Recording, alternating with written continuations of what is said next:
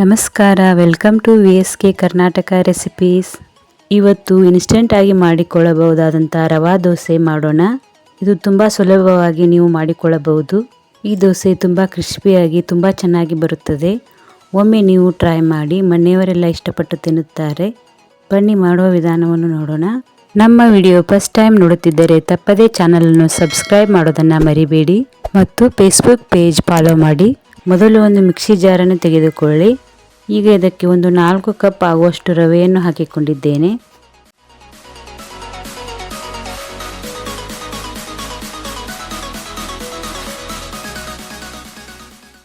ನಾನು ಇಲ್ಲಿ ಒಂದು 4 ಸ್ಪೂನ್ ಆಗುವಷ್ಟು ಕಡಲೆ ಹಿಟ್ಟನ್ನು ಹಾಕಿಕೊಂಡಿದ್ದೇನೆ. ಒಂದು 4 ಸ್ಪೂನ್ ಆಗುವಷ್ಟು ಗೋಧಿ ಹಿಟ್ಟನ್ನು ಹಾಕಿಕೊಂಡಿದ್ದೇನೆ. ನೀವು 1 ಕಪ್ ರವೆಯಲ್ಲಿ ಮಾಡಿಕೊಳ್ಳುತ್ತಿದ್ದರೆ 1 ಸ್ಪೂನ್ ಕಡಲೆ ಹಿಟ್ಟು, 1 ಸ್ಪೂನ್ ಗೋಧಿ ಹಿಟ್ಟನ್ನು ಹಾಕಿಕೊಳ್ಳಬೇಕು. ಈಗ ಇದನ್ನು ಚೆನ್ನಾಗಿ ರುಬ್ಬಿಕೊಳ್ಳಬೇಕು. ಈಗ ಇದನ್ನು ಒಂದು ಪಾತ್ರೆಗೆ ಹಾಕಿಕೊಳ್ಳಿ.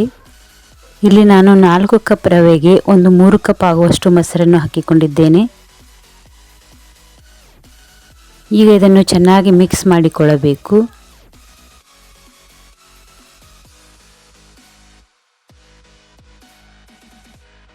ಈಗ ಅದಕ್ಕೆ ಸ್ವಲ್ಪ ಸ್ವಲ್ಪ ನೀರನ್ನು ಹಾಕಿಕೊಂಡು ಚೆನ್ನಾಗಿ ಮಿಕ್ಸ್ ಮಾಡಿಕೊಳ್ಳುತ್ತಾ ಬನ್ನಿ.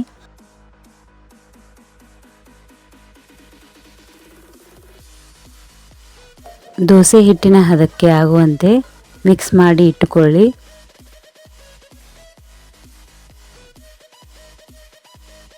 ಈಗ ಇದಕ್ಕೆ ರುಚಿಗೆ ತಕ್ಕಷ್ಟು ಉಪ್ಪನ್ನು ಹಾಕಿಕೊಂಡು ಒಂದು 15 ಅಥವಾ 20 ನಿಮಿಷ ಮುಚ್ಚಿಡಬೇಕು.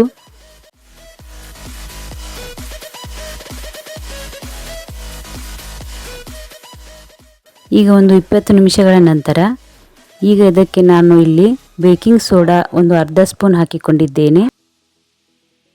ಈಗ ಇದನ್ನು ಇನ್ನೊಮ್ಮೆ ಮಿಕ್ಸ್ ಮಾಡಿಕೊಳ್ಳಿ.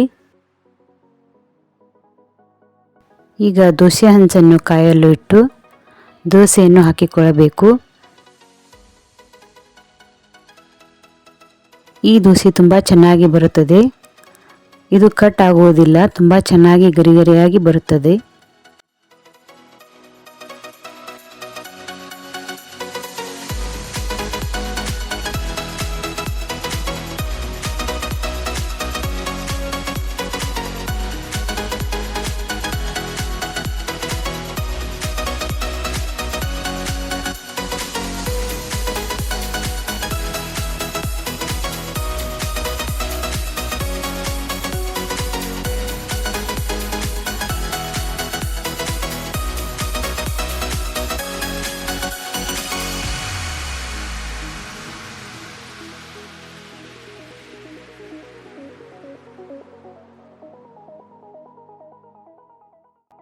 ನೋಡಿ, ಗರಿಗರಿಯಾದ ಸೂಪರ್ ಆದಂಥ ರವಾ ದೋಸೆ ಸವಿಯಲು ಸಿದ್ಧವಾಗಿದೆ. ಈ ರೆಸಿಪಿ ನಿಮಗೆ ಇಷ್ಟವಾದರೆ ಚಾನಲನ್ನು ಸಬ್ಸ್ಕ್ರೈಬ್ ಮಾಡಿ, ಫೇಸ್ಬುಕ್ ಪೇಜ್ ಫಾಲೋ ಮಾಡಿ.